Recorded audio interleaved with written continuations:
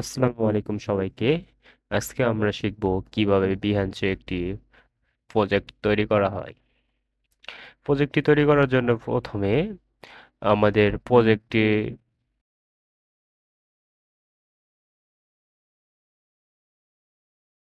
যেখানে ডিজাইন করেছেন বা যে সফটওয়্যার থেকে ডিজাইন করেছেন সেখান থেকে। হ্যাঁ, আমি এখন অ্যাডোবি ইলাস্ট্রেটর থেকে একটা ক্যালেন্ডার ডিজাইন করেছিলাম, সেটার পিএনজি ফাইলটি সেভ করছি। হ্যাঁ, সেভ করা কমপ্লিট। অবশ্য আপনারা এখানে জেপিজি ফাইলটি দিবেন। দেওয়ার পরে একদম চলে আসবেন আপনার বিহান্সের অ্যাকাউন্টে। যেমন আমারটা Saidul Hasan Saeed, he is my brother. এখন শেয়ার মাই ওয়ার্কে চাপ দিয়ে একটা প্রজেক্ট টাইটেল দিতে হবে। আমি টাইটেলটি দিয়ে রাখছি ক্যালেন্ডার 2026। টাইটেলটি অবশ্যই মাঝখানে রাখবেন সবসময়, আর লোড করবেন। আর হচ্ছে ফন্টটা বিগ সাইজের দিবেন যাতে চোখে পড়ে সবার।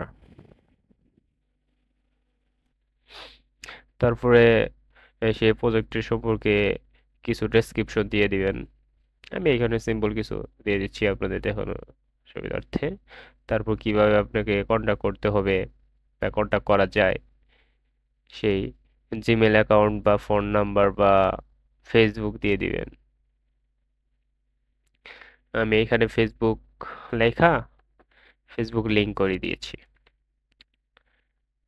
এখান থেকে আমি ফেসবুক লিঙ্কটা কপি করে পেস্ট করে দিয়েছি, যাতে ফেসবুক লেখার উপর চাপ দিলেই আমার ফেসবুক আইডিতে নিয়ে যায়।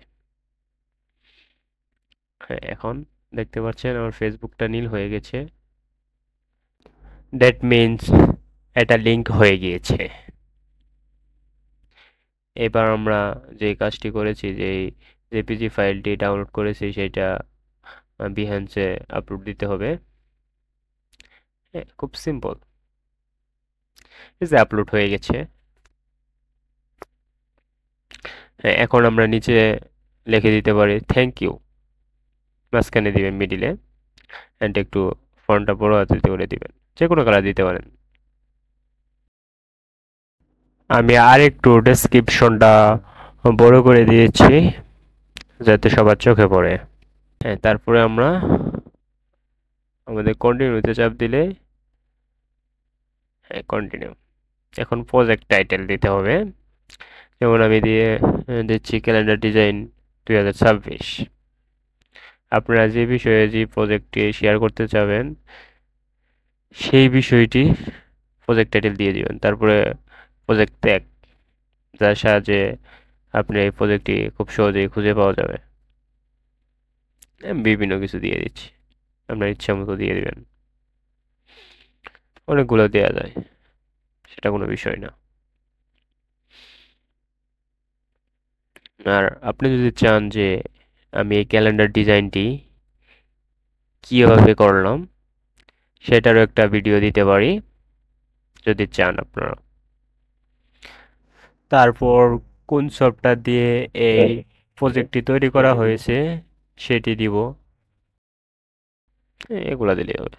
অবশ্যই আপনারা এভরিওয়ান দিয়ে দিবেন। তারপরে হ্যাঁ, আমাদের দেখেন কমপ্লিট হয়ে গেছে। খুব সহজেই, ভেরি সিম্পল দিস ওয়ার্ক। এখন আমরা দেখব অন্য একটা জিমেল দিয়ে আর কি গুগল লেট করা। এটার ভিতর প্রবেশ করে দেখবো অ্যাকচুয়ালি হয়েছে কিনা। হ্যাঁ, এই যে দেখতে পাচ্ছেন হয়ে গেছে। আমাদের সেই কাঙ্ক্ষিত প্রজেক্টটি খুব সুন্দরভাবে হয়ে গেছে। Very simple. দেখুন খুব সহজে হয়ে গেছে। এই যে ফেসবুকে চাপ দিলে লিংক করা আমার ফেসবুকের একদম প্রোফাইলে নিয়ে যাচ্ছে। সো আজকে এই পর্যন্ত কি, ভালো থাকুন আপনারা সবাই।